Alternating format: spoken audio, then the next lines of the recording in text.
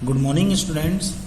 Today I will start a new topic, methods of integration of chapter number 7. The methods for finding the integral by reducing them into standard forms. Number 1 है integration by substitution, number 2 है integration by partial fraction और number 3 है आपका integration by parts. तो इसमें जो सबसे पहला है सब्स्टिट्यूशन। आपको याद होगा आपने 10th क्लास में पढ़ा था, कहीं कुछ सब्स्टिट्यूशन मेथड पढ़ा होगा आपने। सब्स्टिट्यूशन में क्या करते थे, एक को दूसरे के टर्म्स में चेंज करते थे, ठीक है, यानी कुछ कंसीडर करते थे, कुछ रिप्लेसमेंट करना होता है। तो सब्स्टिट्यूशन में हम यही करते हैं कि कुछ कंसीडर करते हैं, जैसे सपोज किया एक्स की जगह वाई कंसीडर कर लिया, एक्स स्क्वायर की जगह वाई कंसीडर कर लिया, कुछ एक नया टर्म कंसीडर करते हैं, ठीक है। और by partial fraction, partial fraction में क्या करना होता है हमें, ये बिल्कुल न्यू टॉपिक आएगा आपके लिए, न्यू टॉपिक, ठीक है। और इसके मैं आपको कुछ फॉर्मूले दिखा देता हूँ जो आपके पेज नंबर 317 पर आपको देखने को मिलेंगे। ये होते हैं पार्शियल फ्रैक्शन के, तो इनको हम बाद में एक्सप्लेन करेंगे जब ये वक्त आएगा। तो ये कुछ इस तरह से यूज किया जाएगा जो कि पार्शियल फ्रैक्शन होता है, ठीक है। इस तरह से यूज किया जाएगा पार्शियल फ्रैक्शन के लिए कि इनको इसमें कन्वर्ट करना है पार्शियल फ्रैक्शन में। ये बिल्कुल अलग और न्यू मेथड है आपके लिए पार्शियल फ्रैक्शन। थर्ड होता है वो है आपके पास इंटीग्रेशन बाय पार्ट्स। तो वो ये होता है इंटीग्रेशन बाय पार्ट्स। इसको u इंटू वी, यानी जब आपके दो एक साथ लिखे हों, जैसे मान लिया आपका लिखा है sine x into cos x लिखा है, उसको इंटीग्रेशन करना है, तो हम एक को u कंसीडर करेंगे और एक को v कंसीडर करेंगे, ठीक है। तो इस तरह से कुछ फॉर्मूले का यूज करके हम उसको आगे सॉल्यूशन करेंगे। तो हम आपको केवल यहाँ शॉर्ट में समझा रहे हैं कि आपके पास ये 3 मेथड होते हैं। पहला है आपका इंटीग्रेशन बाय सब्स्टिट्यूशन, जिसमें आपको कुछ एक नया सब्स्टिट्यूट करना है, जैसे 2x की जगह कुछ एक नया कंसीडर कर लेंगे, ठीक है। पार्शियल फ्रैक्शन आपको बताया हमने, और पार्ट्स के बारे में भी हमने बताया कि बाई पार्ट्स, पार्ट्स का मतलब ये होता है कि 2 पार्ट में सोल्व करना होता है हमें। तो सबसे पहले मेथड से कुछ क्वेश्चंस को सोल्व करेंगे अब उसको एक्सरसाइज को करने से पहले कुछ फॉर्मूले हैं जो आपने कुछ लिख लिए होंगे, कुछ नहीं लिखे हैं, वो मैं आपको बता रहा हूँ। तो इन फॉर्मूले में ये नंबर 1 फॉर्मूला, नंबर 2 ये आपने पहले ही पढ़ लिया था। 7.1 के लिए आपने बहुत सारे फॉर्मूले नोट किए होंगे, ये हमने बताया था आपको, और वो ज़रूरी है नोट करने, क्योंकि उनके बिना एक्सरसाइज नहीं हो सकती। अब ये साइन एक्स का होता है माइनस कोस और कोस का होता है प्लस साइन, इंटीग्रेशन। अब tan कोट सेक कोसेक के आपके रह गई थी, तो tan का होता है log sec x, ये इंटीग्रेशन है। tan x का होता है log sec x, इसको हम कभी कभी माइनस log cos x भी यूज करते हैं, लेकिन मोस्टली यही यूज करना है log sec x। अच्छा, कोट x का होता है log sin x, ये log sin x आपको यूज करना है इसमें। अच्छा, sec x का होता है log sec x plus tan x, और cosec x का होता है log cosec x minus cot x, ठीक है। और ये प्लस सी, ये आपको 6 फॉर्मूले अभी और नोट करने हैं जो इस एक्सरसाइज में यूज होने वाले हैं आपके। Now the exercise 6.2, question number 1 is integrate the following function. तो ये क्वेश्चन नंबर 1 में हमने इसको इंटीग्रेट करना है। इंटीग्रेट के लिए हमने जैसे डिफरेंशिएशन में y इक्वल्स टू कंसीडर करते थे ना, तो इसी तरह से हमने यहाँ इंटीग्रेशन में i इक्वल्स टू कंसीडर किया है। इंटीग्रेशन का साइन है और x के रिस्पेक्ट में करना है। तो यहाँ पर हमें सब्स्टिट्यूशन का यूज़ करना है, लिखा तो कोई है नहीं कि कौन सा मेथड यूज़ करना है, केवल इतना लिखा है integrate the function in this exercise. तो हमें इंटीग्रेट करना, अब ये खुद देखना कौन सा मेथड यूज़ होगा। तो हम इसको इंटीग्रेट करने के लिए कुछ ऐसा कंसीडर करते हैं, जैसे सपोज किया 2x है, हमने 2x को कंसीडर किया t, तो 2x का डिफरेंशिएशन या तो नीचे वाला आना चाहिए या नीचे वाले का डिफरेंशिएशन ऊपर वाला टर्म आना चाहिए। तो इस तरह से कंसीडर करते हैं कि ऊपर वाले का टर्म को कंसीडर किया तो उसका डिफरेंशिएशन नीचे वाला टर्म होना चाहिए, या नीचे वाले फंक्शन को अगर हमने कंसीडर किया है कुछ तो उसका डिफरेंशिएशन ऊपर वाला होना चाहिए। तो हमने देखा 2x का डिफरेंशिएशन तो 2 होता है, अपॉन में तो नहीं है, लेकिन हमने अगर ये किया है कि let 1 plus x square equals to t, so consider किया t, ये होता है सब्स्टिट्यूशन मेथड।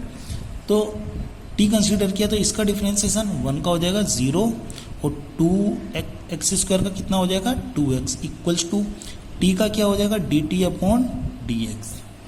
dx को ऊपर मल्टीप्लाई कर दो 2x dx इक्वल्स टू क्या बचेगा आपका ओनली dt। तो आप यहाँ देखो इसको आप ऐसे लिख सकते हो, ये हो जाएगा 1/1 प्लस एक्स स्क्वायर इंटू इसको 2x dx एक साथ लिख दो आप। क्यों किया आपने ऐसा? क्योंकि ये तो हो जाएगा 1/t की वैल्यू और ये पूरी वैल्यू किसकी है देखो यहाँ से ये dt की वैल्यू है। अच्छा 1/t, अब देखो log t का डिफरेंशिएशन क्या था, log t का वो था 1/t, तो 1/t का इंटीग्रेशन क्या हो जाएगा वापस log t और प्लस c, ये आर्बिट्रेरी कांस्टेंट होता है। अब जो हमने t कंसीडर किया था, t तो हमने कंसीडर किया है ना, लेकिन क्वेश्चन कौन सी टर्म्स में है, x के टर्म्स में है, तो इसलिए आपको t की जगह वापस 1 प्लस एक्स स्क्वायर पुट करना होगा और ये प्लस सी है। तो ये बना आपका जो फाइनल आंसर आना था वो ये आएगा फाइनल आंसर। इस तरह से होता है, इस मेथड को बोलते हैं सब्स्टिट्यूशन मेथड। और जहाँ तक भी क्वेश्चंस हैं इस एक्सरसाइज में लगभग सब में सब्स्टिट्यूशन ही यूज़ होना है। वैसे भी एक्सरसाइज सब्स्टिट्यूशन के लिए ही बनी है। अब 2 आप कर लेंगे। अब क्वेश्चन नंबर 3 देखते हैं। 3 को करने के लिए क्या करते हैं, इन दोनों में से हमें दिखाई दे रहा है जो अपॉन है, अपॉन में क्या कॉमन है, x कॉमन दिख रहा है हमें, तो यहाँ से 1 प्लस ये log x हो जाएगा।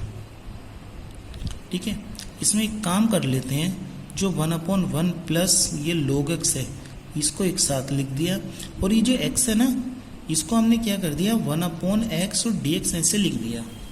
अब ये क्यों करना पड़ रहा है हम उसका रीज़न बताएंगे अभी आपको। ये इसमें क्या करना है, ये 2 टर्म है हमारे पास, एक ये वाला एक ये वाला, इन दोनों में से किसी एक को t कंसीडर करना है। अगर 1/x को t कंसीडर किया, सपोज कि x को t कंसीडर करते हैं, तो x का डिफरेंशिएशन क्या होता है 1, लेकिन हमें तो 1 प्लस log x चाहिए। कोई बात नहीं, अब हम 1 प्लस log x को t कंसीडर करके देखते हैं। Let 1 plus log x equals to t consider करते हैं अब हम, तो 1 का डिफरेंशिएशन 0, log x का हो जाएगा 1/x और इस तरह हो जाएगा dt अपॉन dx।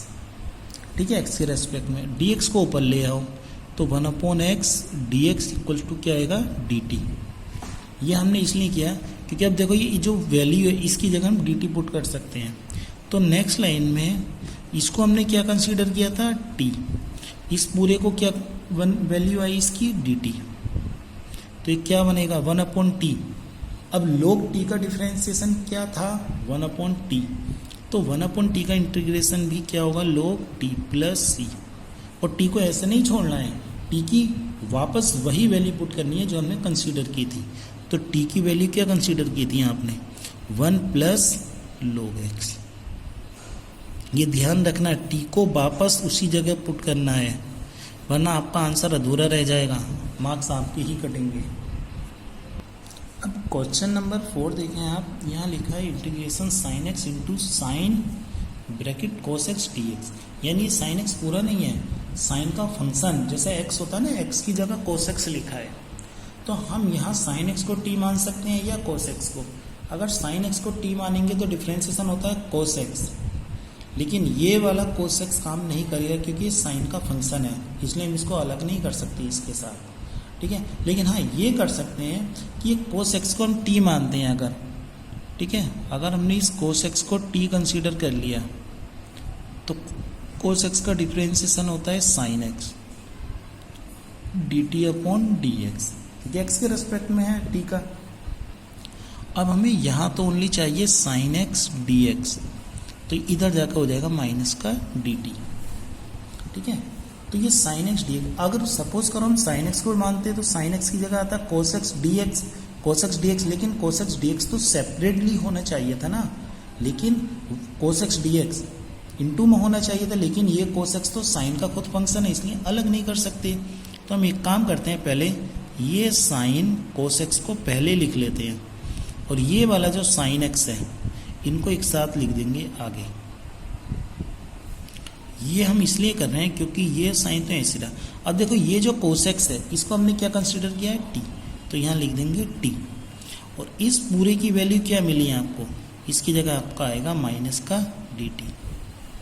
ठीक है, तो ये हो जाएगा माइनस बाहर ले लिया साइन टी और डी टी। अब आप देखें साइन का इंटीग्रेशन क्या होता है, साइन का होता है माइनस कोस। अब क्योंकि माइनस पहले ही लगाए तो इसलिए क्या हो जाएगा प्लस का कोस टी प्लस सी। अब कोस टी है, टी कहाँ से है, टी तो ये कंसीडर किया था, तो टी की वैल्यू वापस पुट करनी पड़ेगी, क्या थी कोस एक्स प्लस सी। ये आता है आपका ये वाला कंप्लीट होता है। इस तरह से क्वेश्चन नंबर 4 कंप्लीट होता है। और इसी तरह से आपको 5, 6 और ये जो क्वेश्चन आप सॉल्व कर सकते हैं, आप ये क्वेश्चन सॉल्व कर लेना।